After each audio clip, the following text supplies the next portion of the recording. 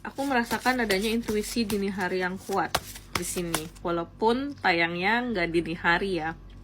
Yuk kita kaji sama-sama dengan tarot. Yang mau private reading bisa klik link ada di bio aku atau save nomor aku, kemudian chat ya. Oke, spiritual message. Aku merasa ya, sebenarnya kamu kayak udah deket nih sama jodoh kamu gitu. Mungkin kamu pernah menikah, duda atau janda di sini ya, yang sebenarnya udah deket sama jodoh kamu kembali gitu. Artinya aku ngerasa kamu dipertemukan sama orang yang tepat, nggak lama ya di sini. Dan di sini kamu yang lagi deket nih sama seseorang, aku paham kamu kayak merasa tuh kayaknya ini jodoh gue deh, kayaknya nih jodoh gue deh, kayaknya nih akan jadi orang yang tepat buat gue deh gitu ya. Dan sebenarnya sih aku juga ngerasa kamu akan dekat gitu loh sama dia di sini ya. Tapi di sini gini, aku ngerasanya ya, jujur bukan ini orangnya gitu. Kalau aku ngerasa ada orang lain dan orangnya baru gitu di sini.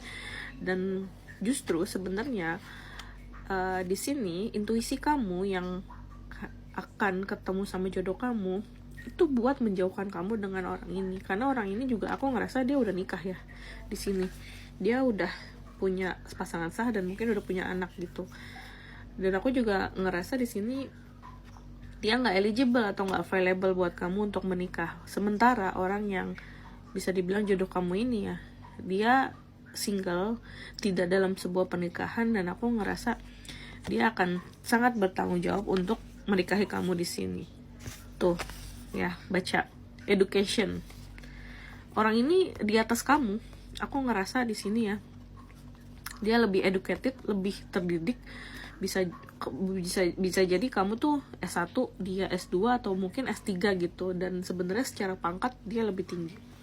Artinya di sini aku ngerasa ya bisa jadi satu kerjaan ya di sini, dan aku juga ngerasa di sini bisa jadi beda divisi tapi di satu kantor gitu.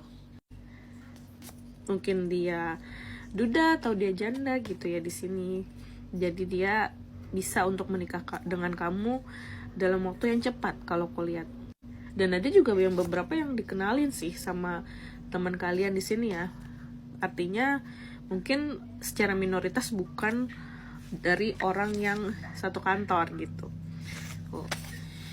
Freedom.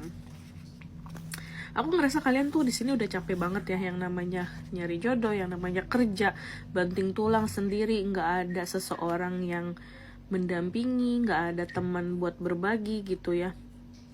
Di sini kalian akan lepas dari beban itu semua sedikit lagi gitu.